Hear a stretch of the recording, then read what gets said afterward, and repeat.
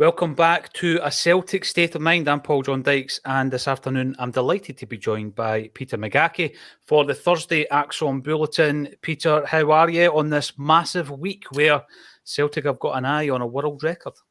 I'm fantastic. I'm just trying to keep it a wee bit low-key. The weather's a wee bit down, but I can tell it's going to ramp up for Sunday. The sun will be shining on Hampden, and the only wetness will be the tears for Rangers fans. So I like that confidence. I like it. See, the thing is, virtually every game that we've played against Rangers this season, there's a trend, and the trend is we hear all the noise, we hear all the racket. They're going to do this, they're going to do that, and Celtic do play it low key. Ange Postecoglou's brought that in. There's a calmness, there's a composure to him leading up to games like this, Peter. And we're all right. We're all right to get excited and to predict things and talk about possible team selections and what we might or might not do, because that's what fans do, Peter. And that's part of the beauty of having a platform like this. But I'm so impressed with the way Ange approaches these games. He never really, which I like. He doesn't give much away. I know having a go at the Rangers manager, although it is a slight dig, but I wouldn't like a manager that just kept talking and saying things in the media, because my personality is not like that either. It's like you're just setting yourself up for failure if you don't win. So it's like just keep everything cards by your chest and prepare properly, and then go in and perform. And if you do that, then you've got all the plaudits. And if you don't, if you talk and you lose, then you end up with egg in your face. Yeah. I mean, this is a big thing with social media as well, Peter. We see these players who talk a great game these days on their phones, but these kinds of things come back to haunt you. And again, as I said before, we're allowed to get involved in the emotional side of it because we're fans, and that's what it's all about.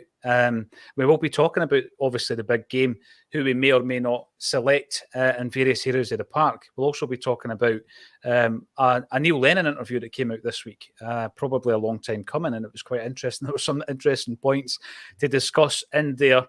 The Green Brigade campaign for the game this weekend, the fact that, yes, it is a step closer to a world record 8th treble, a real world record, Peter. No one of these made up world records, you know what I mean? Where you put various logos on your kit and you put embroidered stars on your jersey, etc.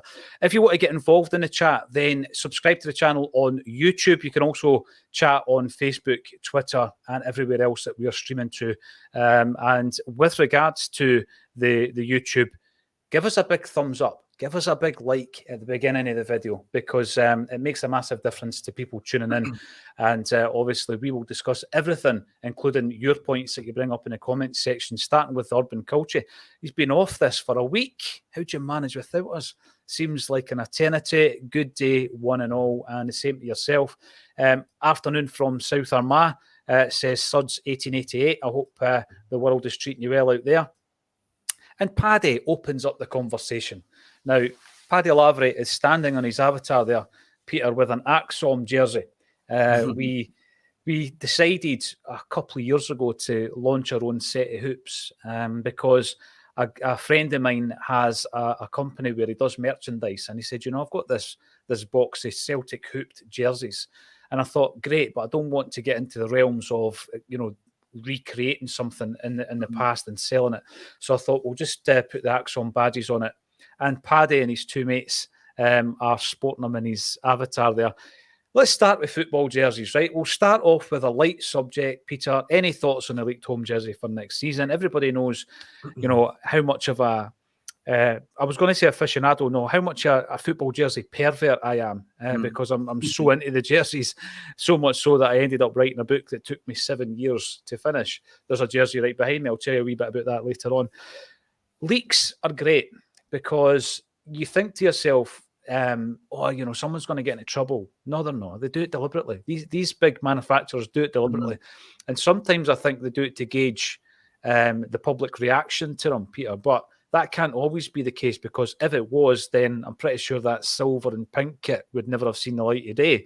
But there is a one that's appeared, and we've spoken on the show quite a few times about a blacked out kit. This is more of a white out kit where the Umbro and the badge and even the sponsor's logo partly, is the same colour as the fabric underneath, as are the famous Adidas stripes. What is your take on that? What's your thoughts, Peter?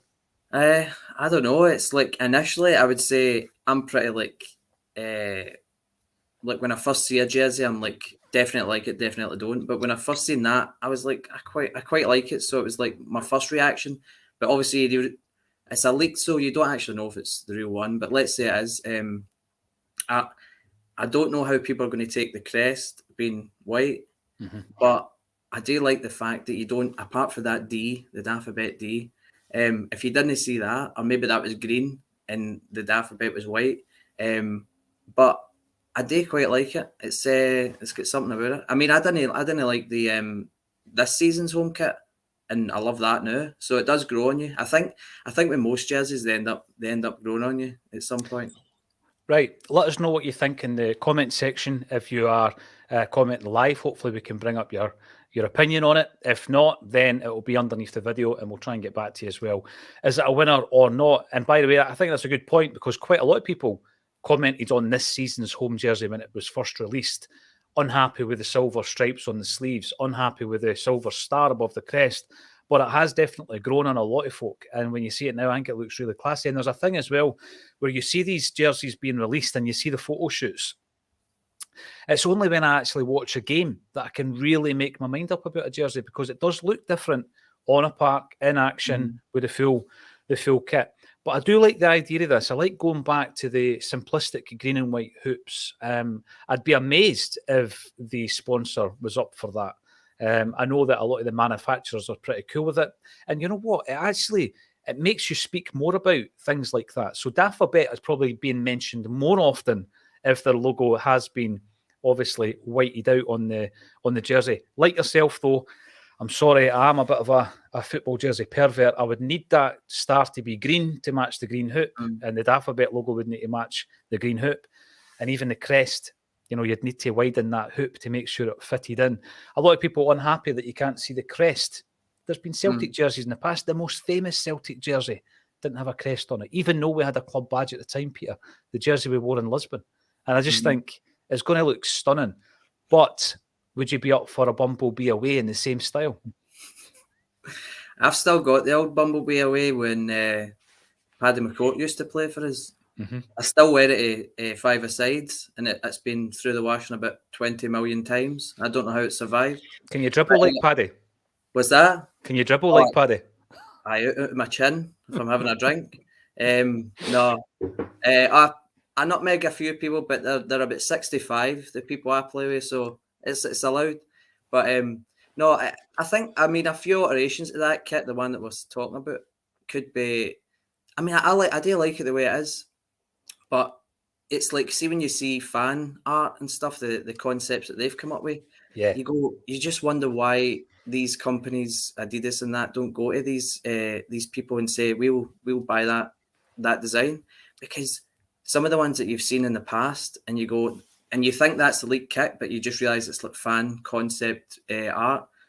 You're like, that would be amazing. And you think Celtic fans are so invested in the jerseys and stuff that you think there's so much scope, so much invention that you can have with these jerseys, and like every jersey just has something maybe a wee bit wrong with it. You're like, when are they going to come out with the perfect? Especially with Adidas, because they've got that like retro style. They've obviously tried to do that in with the mint style a couple of years ago. They went back to that retro fit look. But I think if we're with Adidas, they should really invest in looking at a lot of these sort of fan media stuff, because I think it would be a high seller if they come out with something pretty interesting. But looking at that one, I quite like it, and I think I don't usually buy a lot of the home jerseys. I like sort of like away tops and stuff, but I think I would buy this one if it came out like that. A lot of the manufacturers tend to just look through the previous jerseys and then recreate them. It's a bit like this season's away kit. That was a winner, and apparently it's been one of the biggest sellers of all time that Celtic have released. But the originality of the Celtic fan base is incredible, like you say, and, a wee bit of fan engagement, get people into some kind of focus group, let's speak about ideas, and then obviously you are selling a jersey to a fan base that have played a part in designing it. So I think that makes loads of sense. Celtic will be wearing the green and white hoops this Sunday, as we always do against Rangers. And the Green Brigade have asked that fans turn up wearing the green and white hoops. Not only that, bring along scarves, flags and banners. It's an almost impromptu tifo without all the cost and planning that goes into it. But, you know, if half the ground is fully green and white, it's going to be a spectacle in itself, isn't it, Pierre? Oh, look, quality, aye. When you just see that sort of clash of the colours, that you just look out at that side and you see all the green and white, the scarves, the flags. You're like, it just looks amazing. So it'll be good to see. Hope we get I don't know what to make of this game, so I just hope that the fans show up and the players show up for the fans, make it a day worth watching. For sure. We're going to be talking about some of the, what we would maybe call dilemmas, or maybe not dilemmas, to Ange Postecoglou leading up to this game. When you were describing the fan base there, I always go back to the European Cup final where it was the darkness versus the light. So you had the black and the blue, and then obviously you had the resplendent green and white, and with the sunshine it looked even brighter. So the dark and the light, that's the way I look at a game against Rangers, and especially when we're looking at the fan bases, just obviously as a spectacle and the aesthetics of it before anybody becomes upset, although I'm not sure anybody in the comments will be upset with that. Alan Robertson is asking who the Celtic player of the year is. We'll come back to that, Alan, because obviously the club are looking for your votes, and it's a difficult decision because there have been so many great performers. But we'll definitely be having a look at that later on in the show. Let us know what you think in the comments section. Suds1888, not fussed at all with it. That's talking about the jersey and the urban culture. Forget about records and titles, he says. The one that matters is statistically the best team in Glasgow. Win the League Cup next year, and that is who it will be. Now, see the thing with this, counting titles, comparing them to your city rivals, Peter. I can never remember that growing up. I can never remember, even if somebody had said to me at one point, how many titles have you won? I don't think we were calculating it constantly season on season. I always remember the League Cup stuck at 9 for years. We won it in 1982. And that was the 9th time we'd won the League Cup, right? And we beat Rangers 2-1. Goals from Murdo McLeod and Charlie Nicholas. Tell me if I'm wrong in the comments section. And we didn't win the League Cup again until Wim Jansen won it in 1996-97. It was an incredible record. We never won it in all that time. So I always remembered, right, we were stuck on 9 League Cups. But now there's this big thing. And by the way, it's not generated by Celtic fans talking about, yeah, but we've won more titles than you and all the rest of it. And by the way, on the point that the urban culture makes, the tagline is with that in mind, almost tongue-in-cheek. It is a world record. It's a real world record, 8th title that we're going for. Is it all about just one-upmanship for you, Peter? Because I think there's plenty of Celtic fans coming into the comments section, and plenty of the contributors on Acsom are always looking beyond the domestic game. I think it was really started with the whole Rangers demise, really, and that's what they had to cling on to. Everybody's saying, right, the club's liquidated, you don't have your titles, and that was what they clung on to. And when they came back with Pedro Caixinha, Mark Warburton, they were saying going for 55, and they made it a big palaver. So that was their sort of shining light. The thing that they held on to was these titles, this number, because in all other aspects, on the park, off the park, they're losing. We're outperforming them as a club. Mm-hmm. So it's really like just peeing in the wind for them, because it's like, it doesn't really matter. It's just words. They're just saying things just to make it some sort of competition. But for Celtic fans, listen, it would be nice to let us hit the number and we'll take that title away. Do you know what I mean? So, and then there was nothing. So it's fine with me.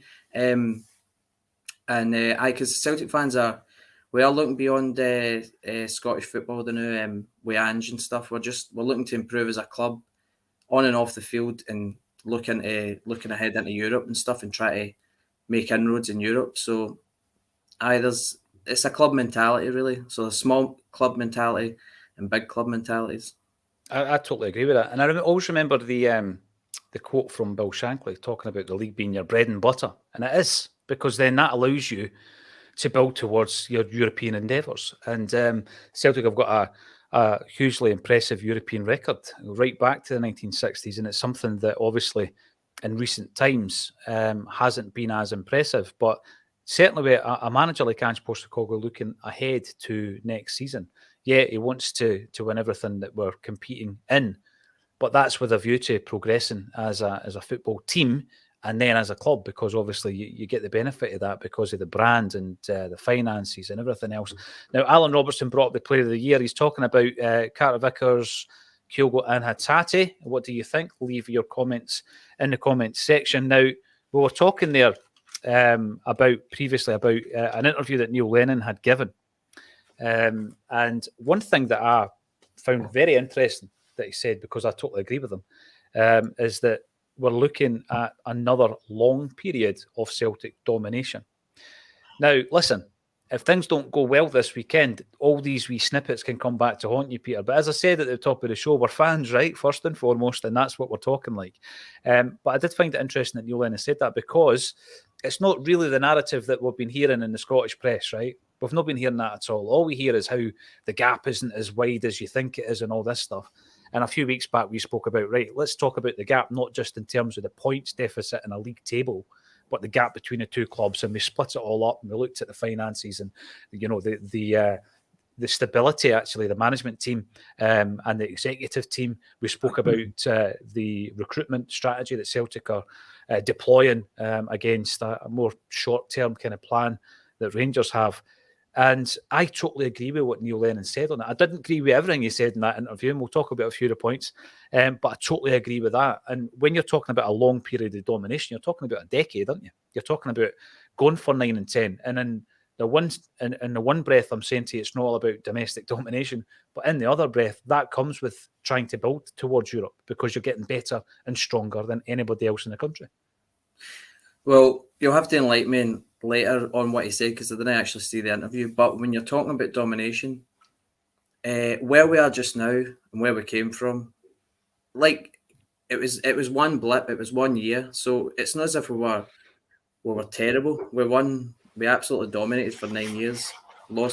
Had just a shocking, abnormal year and carried on. But it was what was needed was somebody like Ange to come in, and I think we get so lucky just getting him. I think it was just when Eddie Howe sort of pulled it and we got him, and I immediately started sort of looking into him and stuff, and I thought, you know what, I've heard so much good things, you're just going to buy into him. But to see what he's done in a couple of seasons is just unbelievable. And when you're talking about domination, we have won a double, we're going for a treble, and maybe Rangers are still thinking that they're hanging on our coattails, but we're pulling away, but like straight away. And if we win, let's say we go into next year and the following year, let's say you win 3 in a row and then 4, like, I think who's going to catch us then at that point? Because if you're continuously winning and continuously improving in Europe, and if you're improving in Europe, then you're going to have better players, and if you get better players, you're going to keep winning leagues. So, like, I reckon it's no 4, 6, 7 seasons away. It's like the next couple of seasons. If we are dominant for the next 2 seasons and clear up all the trophies, I don't really see who could catch us. Obviously, there's mitigating factors. Maybe people leave and things like that. But if we kept to the same structure and strategy that we've been doing, especially with somebody like Ange, and if he was to leave, then bring somebody like-minded, the same sort of cut for the same cloth as him, that understands the same type of football, the same sort of player trading model. We've got all our ducks in a row to just keep dominating. And obviously, when you're dominating, there's so much pressure, because obviously Rangers are going to be the second probably in the league for the most part. The pressure is going to be really on them in the next couple of seasons if they don't start getting it right. And then all the other factors we've talked about, you know, like the share issues and, you know, CEOs leaving and things like that. Michael Beale, that was his first sort of real manager's job. You're like, I don't know really why we're worried. I mean, I'm sort of pessimistic in general because I'm like, oh, what if this, what if that? But when you really look at all that, when you like bare facts and you look at it in paper, you go, I don't know why we're worried. It should be a period of domination the way we're operating. Yeah, no, you're right. And pessimism, I think sometimes, especially when you're on a platform like this, you're trying to be quite cautious, Peter, because you know that every single thing that you say is out there to be scrutinised at a later date. And often we do that scrutinism within the scrutiny, rather, within the Acsom contributors. So if anybody gets it wrong, we're the first to remind them. But people go on about, becoming the third force or being third in Scottish football. That season that we're talking about, where it didn't work out, we didn't win the 10. If there was going to be an opportunity for any team, it was that season to actually leapfrog, into the second place, because Celtic were really, really poor. And when you look at the final table, we drew 11 games, right, and we lost 5. So on 16 occasions, we failed to win that season. So if you are an Aberdeen or Hibs or Hearts and you are genuinely serious about embarking on some kind of process over a period of time where you become a success in Scottish football and then build on it, that could have been a starting point. People go on about the season where Ronnie Dyler, the second season under Ronnie, where Aberdeen were second in the table and Celtic weren't any great shakes, but we still won the league. And fair enough, I get that. But if you're going to try and split Celtic and Rangers, that was an opportunity that season because Celtic were really poor. We went on a terrible run. Our away form was terrible. We drew so many games. And I'll run through some of the points, some of the takeaways from the Neil Lennon interview. People might say, why are we talking about Neil Lennon? Well, listen, Neil Lennon's a club legend, both as a player and as a manager. And he has given a wee bit of insight, Peter, into some things that happened that season that haven't really been spoken about until now. And if new information comes to light, I think it's good to have a look at that and pick away at it. Now, the first thing I would say, right, he was talking about circumstances at the time that were working against Celtic. And the way that he's now saying it, with the benefit of hindsight, I guess, and now that dust has settled and maybe there's less anger and frustration in him, I was just sitting watching that interview thinking to him, and the interview, by the way, all credit to PLZ Soccer who did the interview, Peter Martin. I was thinking to myself, Peter, I was thinking, why didn't the club, not necessarily Neil Lennon, but why didn't the club communicate more like that at the time? Because they should have realised that during that lockdown period, we were all really pining for information from Celtic. We're going for the 10. We're not there. We don't feel as though we can contribute in any way because we're not there. And we continually went on about it on Acsom, about the lack of communication and engagement. And sometimes all it takes is that wee bit of honesty, whereby, you come out and you actually speak to us. And it didn't happen often enough. So that's the first point I would make, because the frustrations during that season just boiled over from time to time. And the other thing I was going to say here, he was talking about Bolingoli, Peter, right? And he was talking about the fact that Bolingoli broke the rules. And it was early in the season. And it was, it was like the beginning, the wheels falling off, and then the government get involved and we get punished and et cetera, et cetera. And what he admitted in that interview is that 2 other players in the Celtic squad actually also came to him and told him that they had broken the rules. One of them had gone to Manchester. One of them had gone to the Netherlands. He obviously refused to name who it was.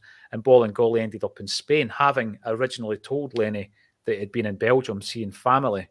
So that was a bit of a revelation, although it's not really that surprising, is it, Peter? Because I'm pretty sure there was a lot of kind of rule breaking going on at the time. Celtic were punished heavily because of it, though. I will, for what I remember that season, because I've absolutely blanked it out of my mind, because it was horrendous. But I do remember, I think, did we not play like a game where there was like 10 first team players like missing? Because there was 13 in total, 13. Aye. And I think that included the staff, though, because remember, it was Strachan that ended up having to manage the team that day. Right, aye. I know it was wild, and I felt, listen, it was a hard time for the country. It was an unusual time.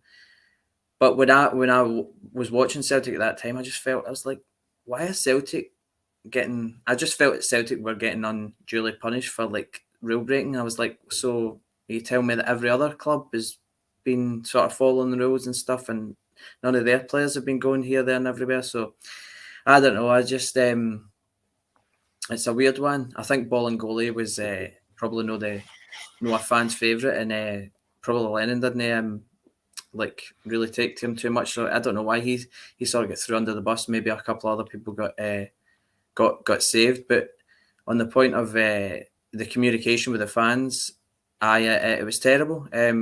Because I think it was just left to Lennon. He was taking the brunt of it. We weren't happy, obviously, with the results and stuff, but like he was under severe pressure with the fans, and the club were just radio silent and did not say it. Apart from they would come out on Twitter and maybe wish people happy birthday every other week.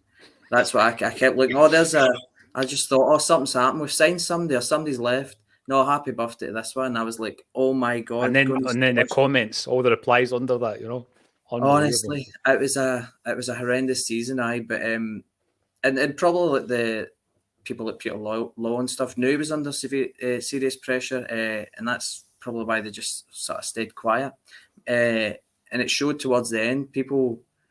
There's like the fans were vociferous and they wanted change because it was unacceptable that season. I don't even know what happened. I just think for even the players that we had, there was no performance for them, nothing. They were just sort of everybody had given up. I think when you look at Ange's team, you sort of get it what he's trying to do. He wants to keep a continuous turnover of players. I think a lot of players at that time had been there for long enough. People like Edward and stuff probably had one foot at the door. And the people we brought in were just some of the worst signings you've seen. But it's good to see the club have recovered for that. And the most important thing is you've seen the error of your ways and a lot of their signings and stuff. And it's only an error if you keep these players and you continue on with them. So they've realised, no, they weren't good enough. We've went a different direction and hopefully we can clear them out and move on with Ange. But I don't want to ever think about that season again, to be honest with you. But the thing is, I suppose, in a weird way, would we have got Ange if that didn't happen that season? Exactly. We needed that refresh, Peter. We really did. Definitely. I think because if you look at that and Lennon stayed and won, he would have probably still be the manager. This is the thing. I mean? And then are you moving forward? You mentioned Edward there. It was brought up. I don't want to labour it, but it was what I found interesting about that is there were three players, I think, at the time. It was Edward, Chris Ayer, and Ryan Christie, and we kept them. And he spoke about that. But what I found interesting about him speaking about it, Peter, we didn't keep him. We didn't keep the players as it might have looked because we're going for 10 in a row, and they're players that will contribute to that. What Neil Lennon said is that we kept them because there was no transfer fees flying about at that time because clubs were being so safe with the finances. We didn't really know what the future held post-pandemic, and their kind of market value had dropped significantly. And he mentioned that there was a few offers, but it was nowhere near what the club valued the player at. So, yeah, you can say we kept the players for our tilt at 10 in a row, but actually the club were looking at cashing in on the players for something closer to their true value. Listen, I'm not going to criticise the club for that because, when a player leaves for a value that we think's too low, we would moan about that anyway. So I totally get it. The other thing I would say, it's pretty sad that obviously relationships between Neil Lennon and some of his previous teammates, his ex-teammates who are now in the media, were affected negatively during that time and have not yet been mended. I hope that just for the good juju, really, that is overcome and they become pals again, because that's no good. It's no good for the energy. And also, he's bound to get another job because he's had success wherever he's gone as a manager, except for Bolton, and I'm pretty sure he will be back in the game at some point. Now, the reason we're talking about it is part of the discussion in the comments at the moment. Joseph McGonigal brought it up, thoughts on the Neil Lennon interview with Peter Martin. Let us know your thoughts in the comments section. Kevin Mullen: afternoon, Acsom from a rainy Airdrie. Bring on the forces of darkness. That's what we're talking about before, the light in the dark. Let's face it, none of those players would get in our team 2-0 to the Hoops. I hope it is 2-0 to the Hoops. And Robert Wallace, do your talking on the pitch. First and foremost, I think Ange has definitely instilled that mentality within this team.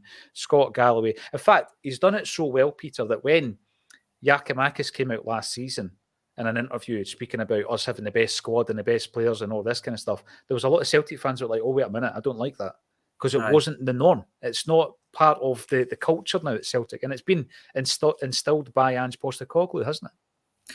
Well, that's what I'm saying. You look at each team and you look at the players and they're a reflection of the manager. So you only hear anything from us and you hear plenty from them. So it's just as simple as that.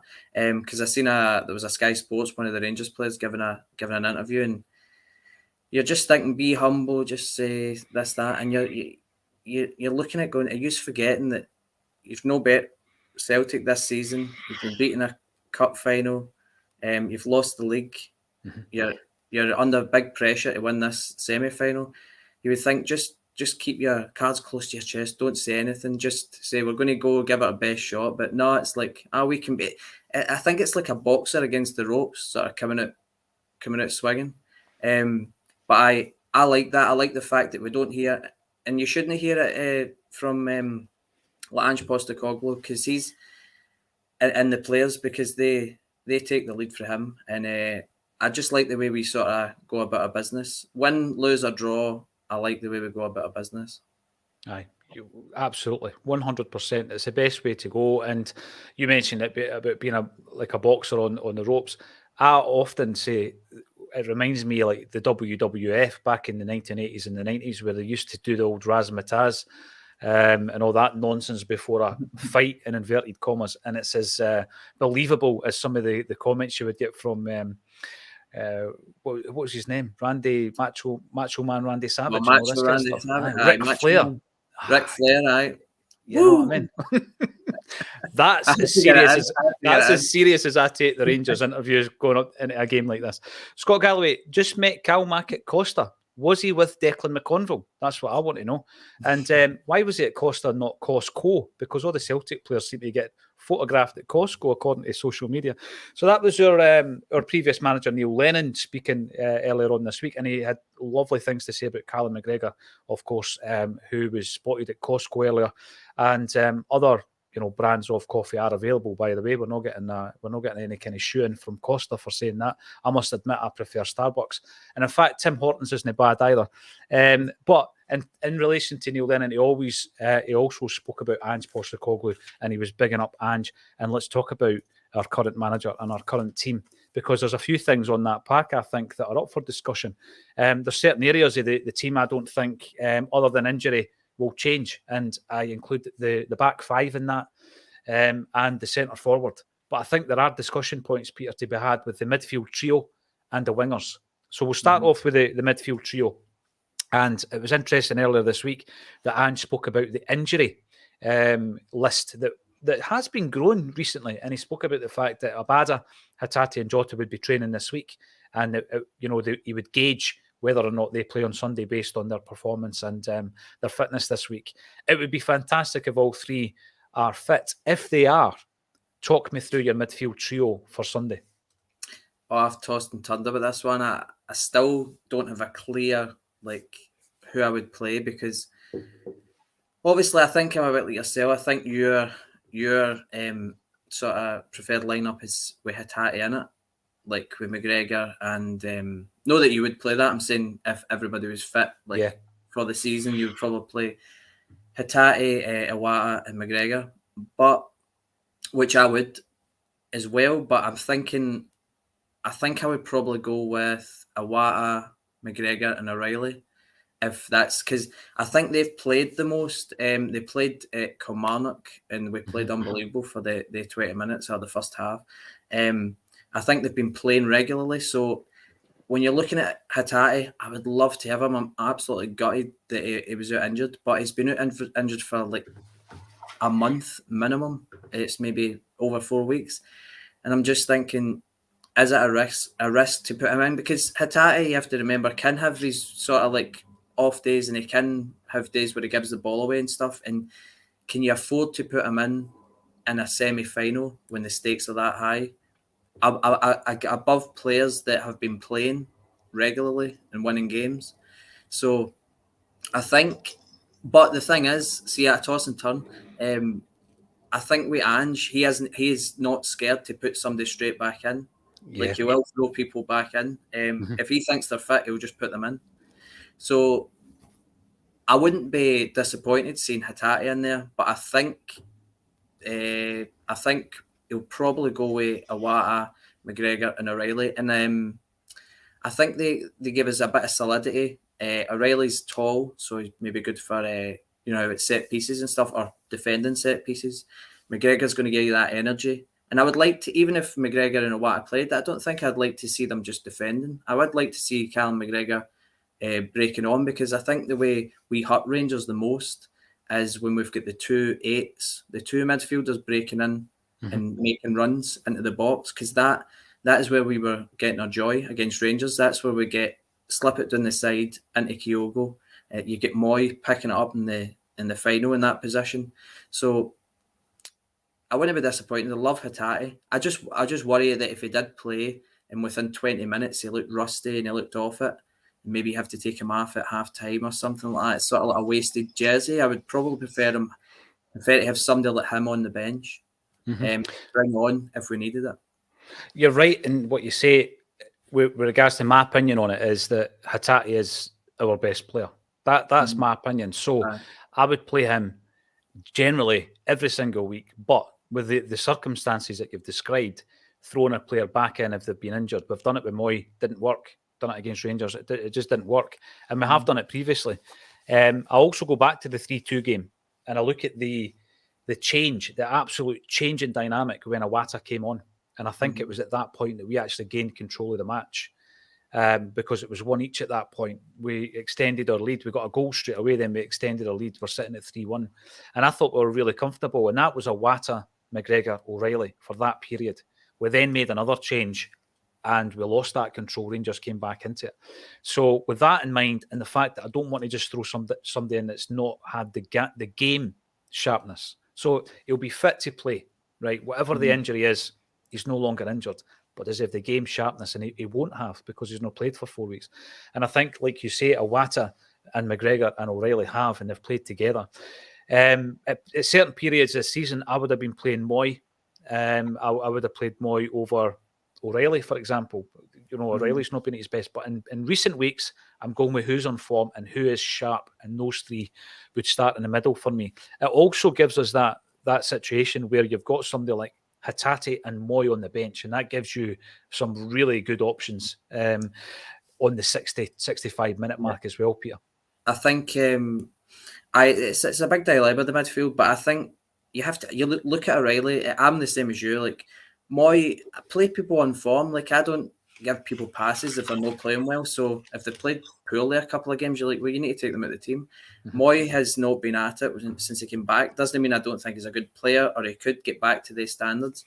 I just think O'Reilly deserves it. He's started scoring goals. So when you've got a player like that's got a lot of quality, he's got vision, he's played in these games before. And it gives you that good option of being that, maybe if you want to play maybe 2 sitters with McGregor and Iwata and just let him play up. He's a good presser for that position, and he can pick out good balls. But he's also started scoring goals again, which has been missing. So he's probably due one. Do you know what I mean? But like you say, it's a bit of a risk to then put Hatate and people like Moy in, because if they don't start well, you could be chasing the game. And you don't want to have to do that. You want to at least give the players that have been playing the platform to go and perform. Maybe we get one ahead, maybe it's level, maybe we're behind, and if we're behind, you want to have that firepower to come off, even if it doesn't work, but you need to have that option, because I would much prefer having the option to bring on and then change the game than starting with it and it doesn't work. And it's hard to change the direction of a game like that if it's going away for you and you can't bring these type of players on. I think it's a great point, because there's been so many occasions where we've played Rangers this season and last where that's happened, right? And a player's been on the park and it's not worked for any number of reasons. So I'm thinking earlier on, Moy. So Moy started and he was clearly off it. Until he came off, Celtic really didn't dominate the game. So you're talking there about the momentum, you're talking about the dynamic of the game, then it's hard to kind of refresh that in-game as well. So we've seen it with Moy. I think, remember Forrest started the game at Ibrox, didn't he? And that was a bit of a surprise. And I stood up for Forrest after that game and was kind of pilloried for it. Maybe if I look back on the performance, it wasn't that great. So you're starting with somebody, I'm not going to call him an empty jersey, but it wasn't a great vintage James Forrest performance. Juranovic starting at left back, remember? Johnson came in, flawless performance. Juranovic playing at left back, it just wasn't right. It wasn't working. People are going, oh, his heads are gone and all this kind of stuff. Listen, he's playing out of position. It didn't work. And then you had the other one where there was some doubts over Kyogo. He starts the game, but he gets injured in the first 5 minutes last season. And Giakoumakis comes in. So we've had, last year rather, we've had these moments in 4 different games, Peter. So we're going into this game this Sunday. Why would we make the same mistake? Why would we throw someone in that's maybe not 100% sharp? And like you say, you've then got that option on the bench to give us that second wind in the last half hour of the game. And I think there's also a decision to be made on the wingers, particularly if Jota is fit, because Haksabanovic has played 2 games, hasn't impressed me on the right. Jota for me is our best right winger. People might think he's actually better on the left, but against Rangers, you've got to play Maeda. You've got to play him because of his work rate, and you want to have Jota on the right for his flair. So again, same question. If they're all fit and Abada comes back, we know Forrest is out, then I think Haksabanovic drops out, Jota plays on the right, and then you've got the weapon on the bench in Abada to introduce if required in the last half hour or so. What's your thoughts on the wings? I'm pretty much the same thoughts. I've been thinking about it. You need, if we could get, it'd be brilliant to have them fit. I suppose we have to prepare our minds if they're not going to be, because if we see the lineup and we don't see them on the bench, we'll be like gutted. But looking at the front three, I would always, even though somebody said the other day on Acsom that Maeda's not been, he doesn't think he's been playing, Maeda's been playing great for a wee while, and I think the same. I don't think he's been, like, he hit the heights for a wee while a couple of months ago through the season, and you're like, he's playing brilliant. But then I think there was one game that he got a sort of tweak in his knee, and I think he was out for like a game, and then he came back, but Ange sort of played it down. But I don't think he's been playing well since then.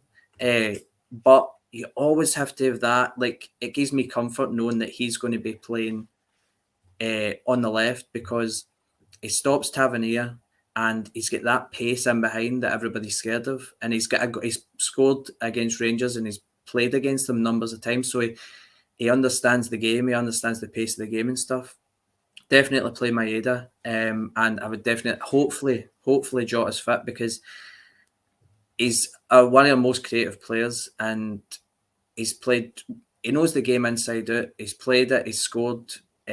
So I think he has to play. Unfortunately, we don't have anybody really out on the right if Abad is unfit. But it would be really good to have Abada on the bench. I don't think he'll get a start, obviously, because he's been out too long, and Ange tends not to start him anyway. But I think it's sort of like back to the same old lineup that we would probably revert to in these games, but it's worked, and they know how to beat Rangers, and they know what it takes. So I definitely think you need somebody like Jota for his creativity, and Maeda on the left. That would be a good balance, I think. Yeah, totally agree with that. And I think the rest of the team picks itself. Kyogo plays up top, Carter Vickers and Starfelt. Your fullbacks are Johnston and Taylor with Joe Hart. And goals, I think it picks itself. Mark, Tyler, you're right. It's grand to see so many beautiful people on here today. It is, and we don't take it for granted. And we're something like 850 strong on a live stream. So thank you all for getting involved. If you like what you see, give us a thumbs up on YouTube. It makes a massive difference to our viewing figures, because we pop up in recommendations and all that kind of stuff.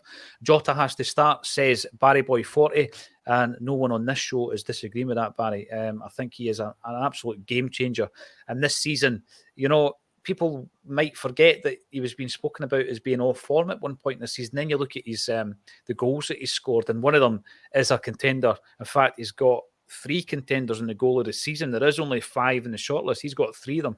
We'll be talking about that as well. Studs Lanigan, yes, JP isn't here today, but I think that's 3 weeks in a row. But it's just simply down a wee bit like Kevin Graham for 3 or 4 weeks. Sometimes other stuff gets in the way, especially with it being a 12:30 show. But JP will be back very, very soon, and we'll welcome back hopefully next week. Goal of the season then. We're talking about that. Jota has got 3. You've got goals against Aberdeen and Kilmarnock, which were kind of long-range efforts. And you've also got the goal against Rangers, which was set up by Matt O'Reilly. What a pass that was, by the way, Peter. See, when you look back, finish was sublime. Strangely enough, that day when there were Rangers fans in the stadium, Alan McGregor was wearing white boots, whereas when it was full of Celtic fans, he wore an all-orange kit. But anyway, it was a great finish by Jota. The other 2, Kyogo against Dundee United, where he scored a hat-trick in a 9-0 game, and McGregor against Aberdeen. And I remember, in terms of the quality goal, yeah, brilliant, really controlled effort, great wee layoff by James Forrest that day, but the importance of the goal, because we could not break down that Aberdeen side that day, and that was the breaking point. That was 1-0. So yeah, that's the 5 goals. Talk me through which of the 5 would be your favourite. Why would you vote for it? Well, I know what my favourite is, but when we're talking about, so this isn't the favourite, but the Cal McGregor one, it's probably number 2. Just I was watching in a pub, and we were just getting frustrated, and it was Aberdeen 10 men behind the ball and the time waste and all that, everything coming with it, the by kicks and stuff, and then when Forrest backheeled it, the pub was like, sort of went silent, took that inhale of breath, and I was like, I just screamed, hit it among the whole pub, and then he hit it, and it was just, it was perfect, and then we went into raptures. But that was important because I don't exactly know when that was. Was that just after an international break, I think, if I'm right? I'm not sure. We need because we wanted to maintain that gap, and we didn't want to give Rangers any sort of headway back into the league. So it was just good to maintain that gap. But aesthetically and emotionally, what it meant to me, the goal that is my favourite is the Jota chip when he just stands with his hand in there. I mean, that's just iconic. It is. It was the place I was in was just mayhem, and I was just like, that is, and then you see it slow motion, and does this sort of gallop, this leap towards the ball, and just it's rare we see that sort of like the level of finishing, because we sort of maybe become used to it. Even the one that he scored the other week with the back pass, and he just slots it around the keeper as if it's no problem, but it's like a tight angle, and even that one tight angle, but he just knows what he's doing. He just, the wee dink with it, there's actually a bit of curl in the ball to take it in, and you're like, aye, for me. And then that with the celebration and the day, obviously, to Rangers turn up and you demolish them again, and you're like, aye, that was a statement win. So I think, and that was sort of like set the precedent for the season, because that was early on in the season, so that got us off to that good start, and the other ones were just maintaining that lead. So for me, that is the goal that stands out for me. See the 2 Rangers goals you mentioned there. It's incredible, isn't it? The first one is a right foot finish. The second one's a left foot finish. We always talk about, sorry, the first one was a left foot and the second one was a right foot. The dink was the right foot, and then McGregor could quite get to, I think he's still trying to get to Jota now. And it was that tight angle. It was reminiscent of the Henrik Larsson goal. We bang on about guys like Lubomir Moravcik being 2-footed and all this kind of stuff. We barely talk about the fact that Jota can do it with both feet. He can do it on both wings. He's so that he can come in on his right, he can come in on his left. I think him and Hatate are the most technical in the team. And Jota's been out on the left, and he can go down the line, and he can whip a really good ball in. And from the right, you've seen it against, I think it was at Ibrox, he can cut in. I'm not sure where it was actually, but he can cut in. It was against Rangers, and he can hit shots with his left. He's done it a few times. So he's very 2-footed. He's very technical. Probably too good. He's too good for Scotland, but it's good that we've got him, and we can enjoy the memories. We can enjoy him while he's here. But you're right, iconic moments are being created under Ange Postecoglou. Now, Paul, Andrew, Martin, really, there should be at least 700 likes on this video. It's daily Celtic talk. You know this, Paul? I don't think we've ever had 700 likes on a video. I think the record is under 600. We've had a few over 500 in the last few weeks. So put it right. Give us a big thumbs up. And I don't know, if we get over 700, we might give a prize away or something like that. I think that's maybe a good idea. Edward Diver, JP still hungover from Brazenhead last Saturday night. I don't know. Did they have a few sherbets last Saturday night? Well, or maybe you're saying that you're still hungover, Edward. I don't know. Let me know.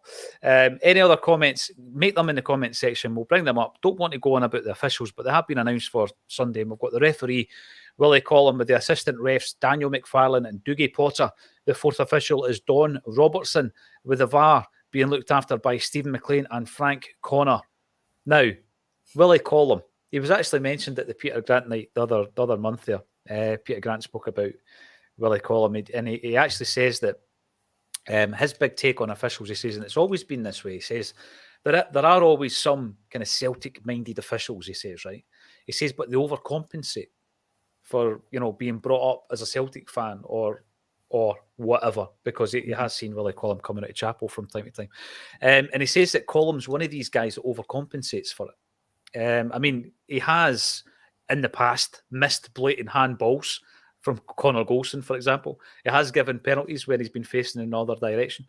But I just hope, and I say this every time we're coming into a big game, Peter, we're not talking about it after the game. I really hope we're not talking about the officials. No, I don't really. I used to maybe sort of check who's the official and maybe concerned maybe with their past performances against Celtic. But at the end of the day, you just don't know how to go. Sometimes they might be good on the day. Sometimes I really, with Scottish refereeing, it's like a lottery at this point. You don't know how it's going to go, how they're going to perform. They might have a good game, they might have a bad game. So it's one of the ones you just have to sort of turn up and see. And if they have a bad game, you hope it's against the other team they have a bad game. But you just want to win and not have anybody have any excuses. You don't want to be complaining about anything, and you don't want the other team to have complaints. So I just hope it's a good game and we don't really hear anything through the refereeing. So I'm trying not to concentrate on it too much. I'll just focus on the game. But I'm sure during the game, if he starts annoying me, then things might start getting thrown at the TV. But I'll try and keep everything intact. As long as it's not your pet, because sometimes it's the closest thing to hand. I have got 2 cats, but I'll never start launching them about the room. Listen, it is something that we mentioned because they are the officials. Hopefully we don't have to talk about them or VAR after the game. There's obviously, by the way, talking about the goal of the season, my vote is Jota against Rangers, the wee dink, right foot, great through ball by Matt O'Reilly. Brilliant start to the season, like you say, it was really setting down a marker. And of course, the iconic celebration. So that one got my vote. What about your player of the year then? Peter, I've said from day one, Rio Hatate, he's obviously been out. He's been out, and you could maybe then say, well, in the period that he's been out, I'm maybe veering towards Callum McGregor then. Now, I know that Kyogo gets important goals. I get that. I know that Carter Vickers been a rock at the back. But I look at the engine room. I think that those two players, Hatate and McGregor, have been so important to us. I'm sticking with Hatate, but if he stays out any longer, I'm probably going to veer towards Callum McGregor. It's a struggle because everybody's been so good. Hatate, for me, it is difficult when somebody's been out for like a month, you sort of just forget like what they've done in their past performances, and some of his performances are just unbelievable. He's probably the most technical in the league. So I would probably veer towards him, but then I was thinking the other night, I was thinking of a Carter Vickers block. I think it was like when we drew 2 each Ibrox, and it was 2-1 at the time, and they broke away, and he did a last ditch tackle, and then we secured the points, and that would have went to 6 points. No saying that anything would have happened after that, but like I just thought some of his performances have really like gone under the radar, and maybe because he's been so good, I just like the way he defends. He's very like front-footed. You don't fancy him getting beat at any point. And I was like, do you know what? Probably him, but it's a difficult one because everybody's attracted to like obviously silky players and like people like Hatate and stuff. But I just thought of that block, and I just thought of what would have happened after that game. Michael Beale had just come in. the press are going to start ramping up the media are going to start ramping up the title talk and stuff, or the comeback. And I was like, and that sort of put that to bed. So that sort of stuck in my mind. So I would say him or Hatate for me.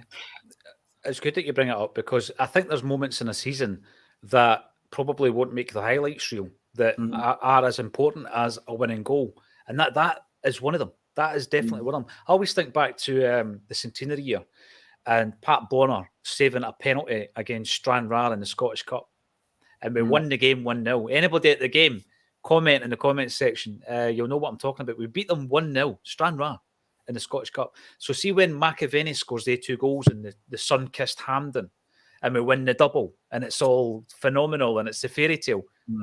Sometimes think back to the wee moments that got us there. It's like Callum McGregor taking the red card against Motherwell. They were on the break. We're 2-1 up. They're going to potentially they're on a 1-1, a 1-on-1, and McGregor takes a red card for it. Just wee moments like that. I think I don't overlook McGregor, but I think because you know how you get the players that are just so consistent that you forget how good they are. So he's just Mr. Consistent, and you just sort of take it for granted. There's a 7, 8 out of 10 every week, because he just keeps things ticking over. So unfortunately, because he's so good and so consistent, he probably gets overlooked because he doesn't do the silky things, but he comes up with goals. And I remember that. I think I was on my phone, and I probably just try to catch, because I was on a betting app, and I was like, this is quicker. It tells you what the result is quicker than like TV and stuff. And then the betting had went away, and I went, oh no, what's happened? And then I found out it was a red card. And then when I watched it back, I was like, thank God he did that, because he needed to take that for the team, because they were away. That could have been dropped points, and it was again at the time of the season where it could have been level in points. I'm not sure what the points was, but it certainly wasn't like 5 or 6 points ahead. We were probably level, or maybe 2 or 3 ahead. And you take that every day, and that's what a sort of captain does. But you forget about all these there's probably a lot of wee moments that you just don't realise. There's a lot of times we've had, and I had some fallout for the Motherwell game. I didn't actually see it, but like I just thought it was too much. The way people were going on about like a draw at home after like winning 17 games. I'm like, I mean, I get that's the standards, but these players are due to have maybe a bad day, or where things don't go in. I've watched plenty of Celtic games at Celtic Park when all the other teams in the league have done the exact same thing that Motherwell players have been accused, rolling about, taking their time, taking by kicks, but we ended up scoring a late goal, so it was forgot. And this time we just didn't score the late goal. So it's like, I just think there was some backlash that was a wee bit harsh for the team. Yeah. But I'm just hoping that when the disappointment from that, like it happened maybe with St Mirren last time, as we come back, we want a big run. So exactly. I'm hoping that that maybe this week in training, Ange is going to be like, if you turn up like that in the semi-final, you're not going to win. So it might just get a wee bit of an edge, and maybe ramp up the training, and hopefully we come out firing. Because I really, like you say, I don't think we've played great against Rangers in the last few times we've seen them, apart like under Michael Beale. No, and I just want to see. I don't care. Obviously I care about the result, but like I just want to see us playing well, because I think if we play well, nobody in the country can live with us, and it will be a 3-4-1 or 4-0 game, because we can start like a house on fire and score rapid goals. So it would just be good to see the actual team playing well in the semi and see what happens from there. You're right. I mean, we got the right reaction after the St Mirren game, like you said. I always gone about that 3-0 result against Rangers last February, and the game that preceded that was the Dundee United 1-0 last minute Lille Abada game, where there was that frustration going into that last few minutes that we're dropping points. We followed that up with the performance of the season, and hopefully we'll see something similar on Sunday. Brown Warrior, welcome back to the show. You're commenting on YouTube. I would start Vata. We've not even mentioned Vata actually today. If Jota isn't 100%, he's supplied the best 3 crosses in the last 2 games. I agree with that last bit. He has supplied the best 3 crosses, and we were talking about him because I think the discussion was if it was a toss-up between him and Haksabanovic. As much as I want to see Vata coming into the side and getting games, and Kevin Graham made the point that these are the types of games that a player like that can prove himself in. I would have probably completely contradicted myself and still gone for Haksabanovic because he's got that bit more experience. But if Jota comes back into the equation, Jota plays, and no, but fair point, Brown Warrior.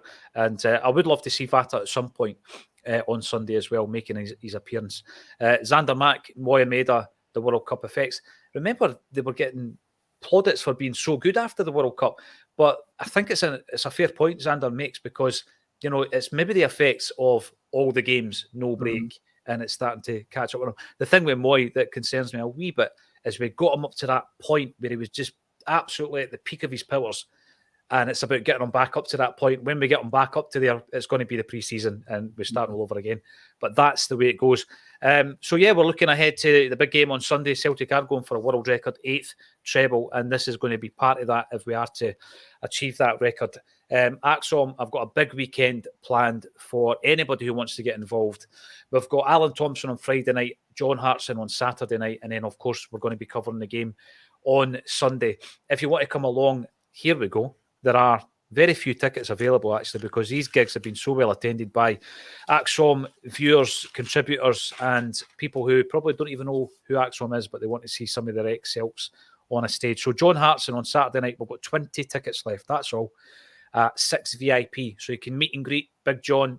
You get given a complimentary gift that you can have signed, and you can obviously have your picture taken with the big fella.